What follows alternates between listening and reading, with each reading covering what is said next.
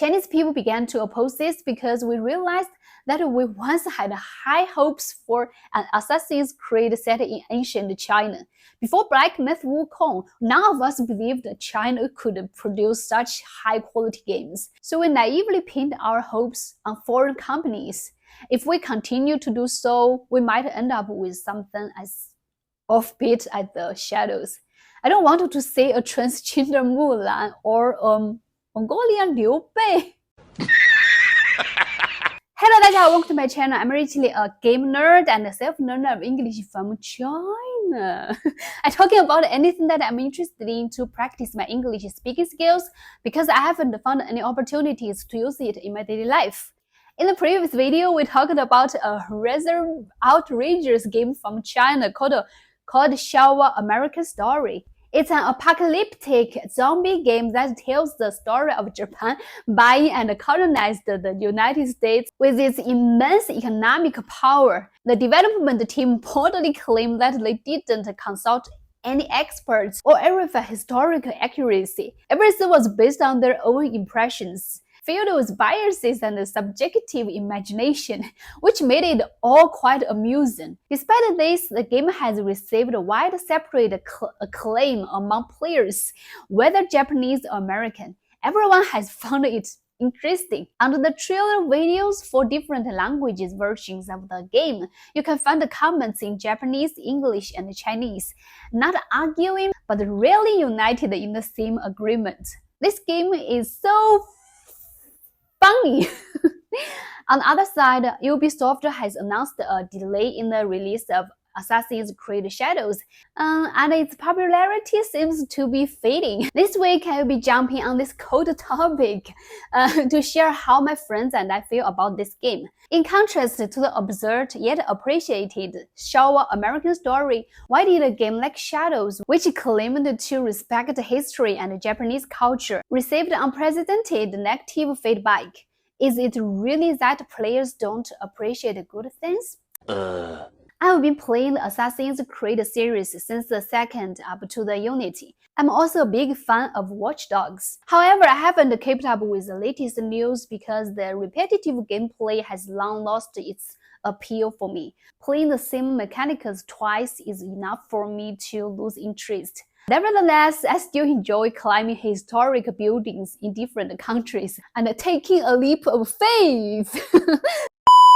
One day, a friend came to me. He worked in Chengdu Ubisoft before, by the way, laughing and said Ubisoft is going crazy. They made a black samurai set in the Japanese Sengoku era. This might be one of the biggest jokes in the gaming world this year, aside from Concord. Many people might not know that Japan invaded China during World War II and committed heinous war crimes.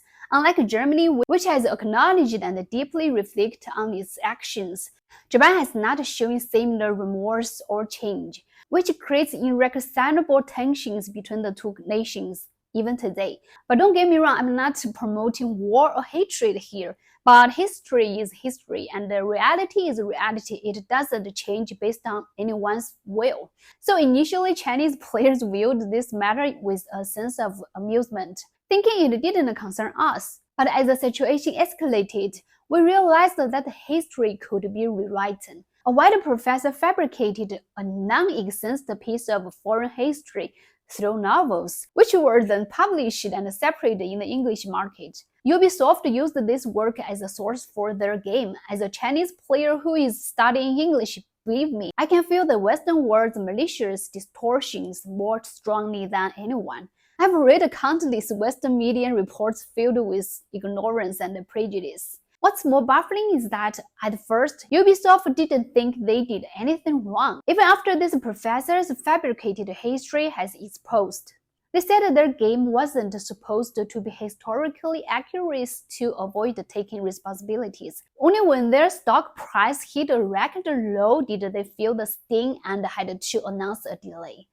As a Chinese person, I find this absurd. The decision-makers' ignorance, lack of respect, and ignorance toward other cultures and histories is something I've seen countless times. This arrogance and inherent disrespect are widespread among the elite class. They believe they can decide what way the ordinary players consume and that our opinions don't matter. But that's not true. We can make our choices with our money and our fate. Being starving and ignoring that players think will eventually lead to paying price for arrogance. Chinese people began to oppose this because we realized that we once had high hopes for an Assassin's Creed set in ancient China. Before Black Myth Wukong, none of us believed China could produce such high-quality games. So we naively pinned our hopes on foreign companies.